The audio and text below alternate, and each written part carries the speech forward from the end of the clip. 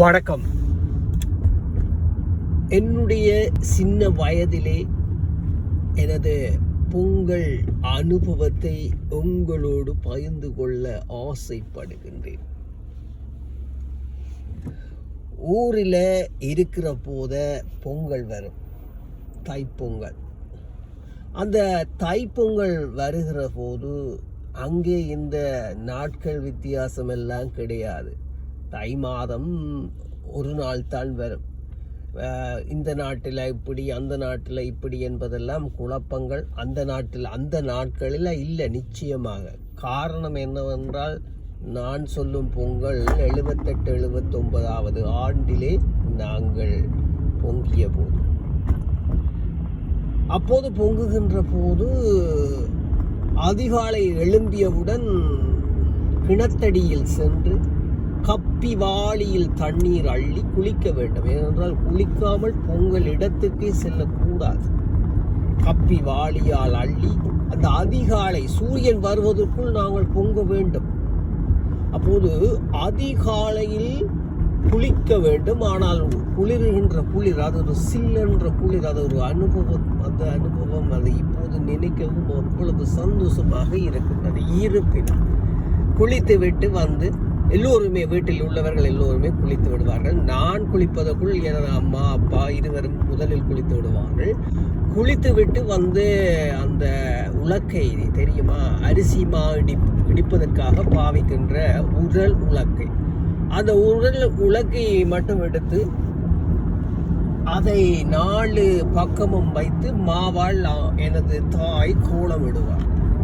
எனது தாயோடு எனது தங்கைமார்களும் சேர்ந்து அந்த கோலத்தை போட்டு முடித்து விட்டு, அந்த அடுப்புக்கு நடுவிலே வைக்கிறதுக்கும் ஏதோ விதமான கோலங்களை போட்டு, பின்பு இந்த அடுப்பு கூட அந்த மண்ணிலே முதல் நாள் அல்ல முதல் வாரமே செய்து வைப்பார்கள். ஏனென்றால் புதிய அடுப்பில் தான் நாங்கள் எப்போதுமே பொங்க வேண்டும், அது ஐதீகம். ஆகவே அந்த அடுப்பையும் வைத்து அதற்கும் எல்லாம் சுத்தவர கோலங்கள் போட்டு, பின்பு புது சட்டியில், புது மண்பானையில் அந்த அடுப்பின் மேல் வைத்து விறகு கொண்டு கொளுத்தி எரிப்போம். அப்போது அந்த பொங்கல் பானையில் தண்ணீரும் பாலும் சேர்த்து விட்டு கொதிக்கும், பொங்கும் வரை காத்திருப்போம். நான் நினைக்கிறேன் தனிப்பாலா தனி தண்ணீரா என்பது எனக்கு மன்னிக்க வேண்டும், தண்ணீரும் பாலும் கலப்பதா அல்லது தனிப்பாலா என்பது இந்த இடத்தில் இப்போதும் எனக்கு கேள்விக்குறி. ஏனென்றால் இது நடந்து பல ஆண்டுகள், நான் மறந்து விட்டேன். எனது மனதில் இருப்பதை மட்டுமே சொல்லிக் கொண்டே இருக்கின்றேன்.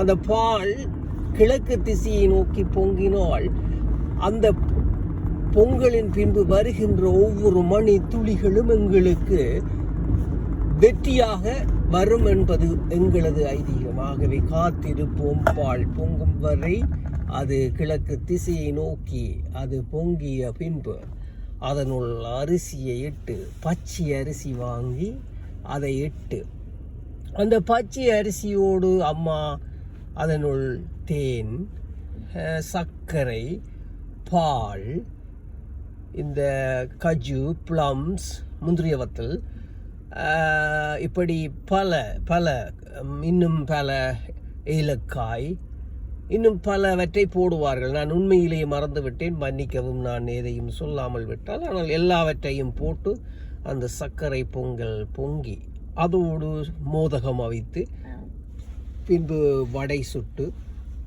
எல்லாவற்றையும் எங்கள் வீட்டிலே நிற்கின்ற வாழை மரத்தில் வாழை வெட்டி அதை அதில் வைத்து படைத்து அதை உண்ணுவோம்.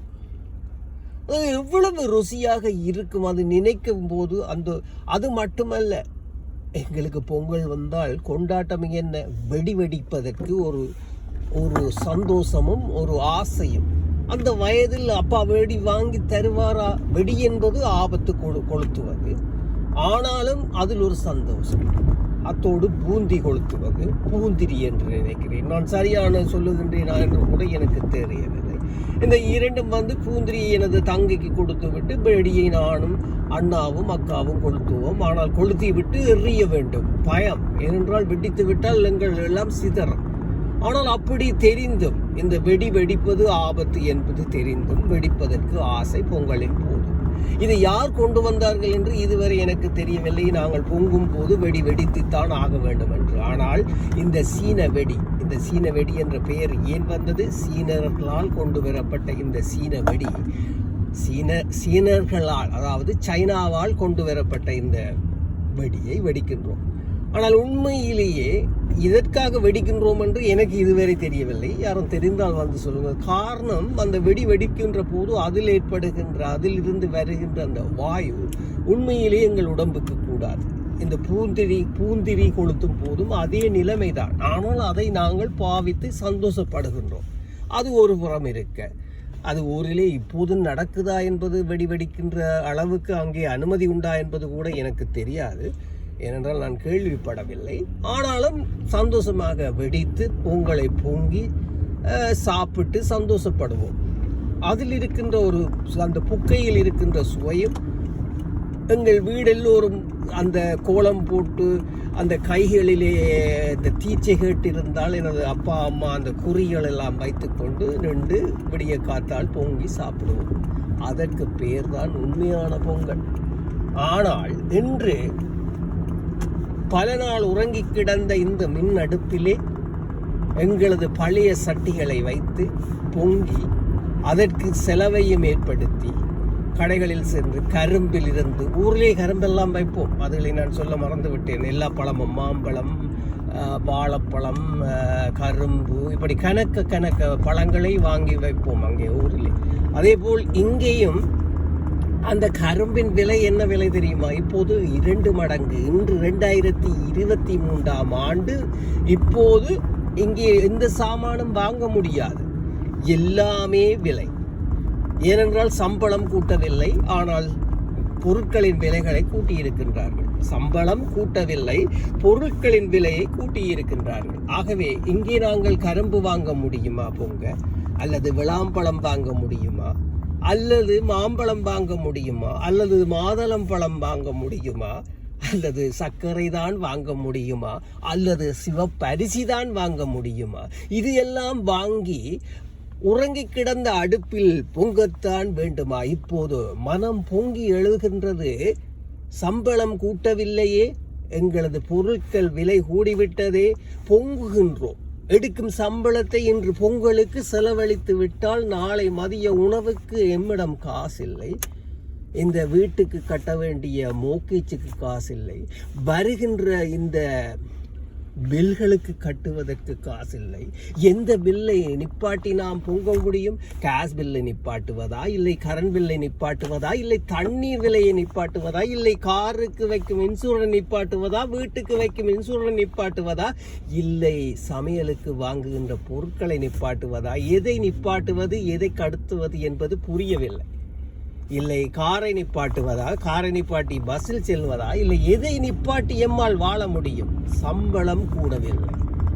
சம்பளம் கூடாத நிலையில் இவ்வளவு பொருட்களையும் வாங்கி நாம் பொங்கத்தான் வேண்டுமா? சிந்திப்போம் சில வினாடி, மீண்டும் சந்திப்போம். இது ஆர் மோகன்.